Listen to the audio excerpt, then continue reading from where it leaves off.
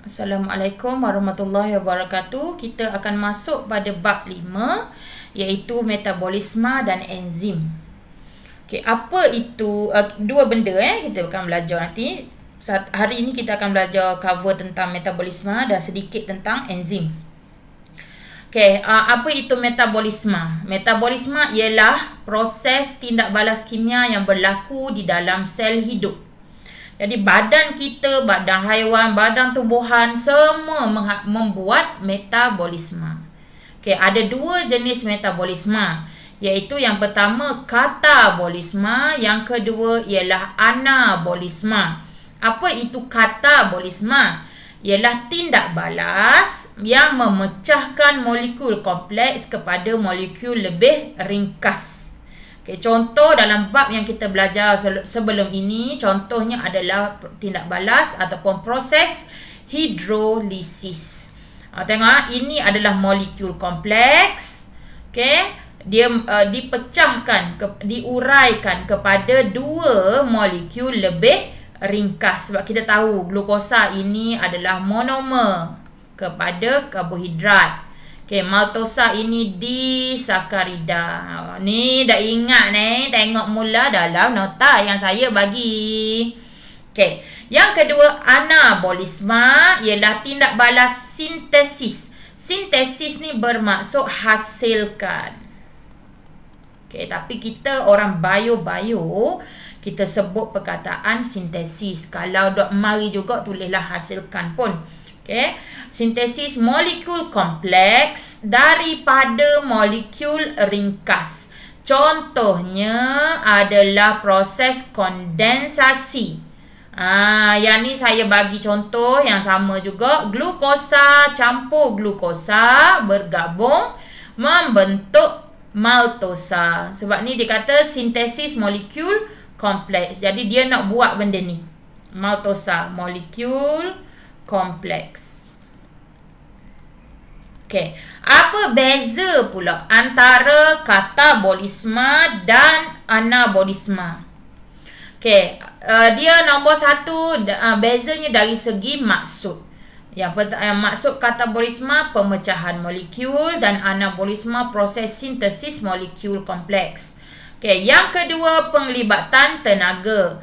Dalam proses katabolisme, proses ini membebaskan tenaga.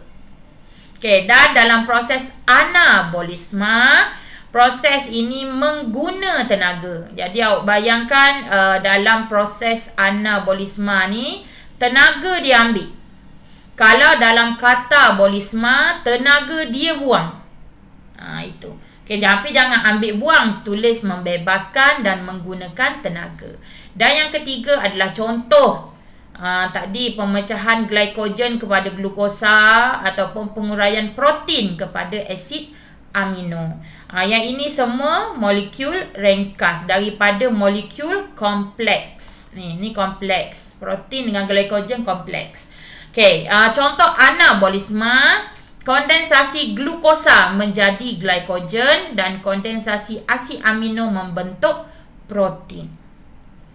Okey, itu beza dia. Okay. Kita masuk kepada enzim. Orang duduk sebut enzim. Enzim tu apa sebenarnya? Okay. Enzim ni adalah makin organik untuk tindak balas biokimia. Ingat ni perkataan ni, makin organik untuk tindak balas biokimia dalam semua organisma hidup.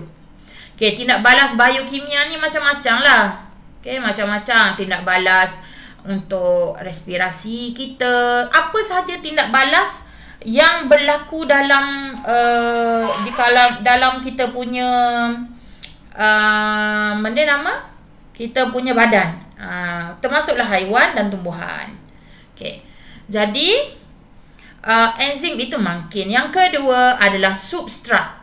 Ni semua awak kena pasti beza-beza dia.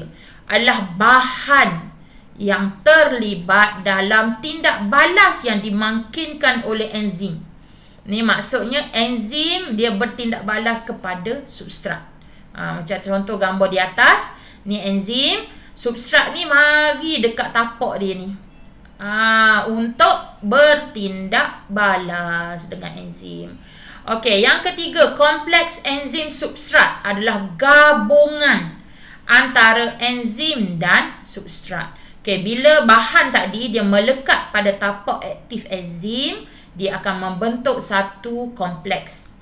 Okey, dan yang terakhir ialah produk. Oh, dah nampak ni. Produk adalah hasil tindak balas enzim atau hasil dia lah selepas dia berlaku kompleks enzim substrat, dia pun hasilkan produk bahan baru. Macam contoh, substrat pada awalnya ada dua substrat. Dia pergi dekat enzim. Lepas tu dia membentuk kompleks. Kemudian dihasilkan produk ni satu je produk dia. Gitu.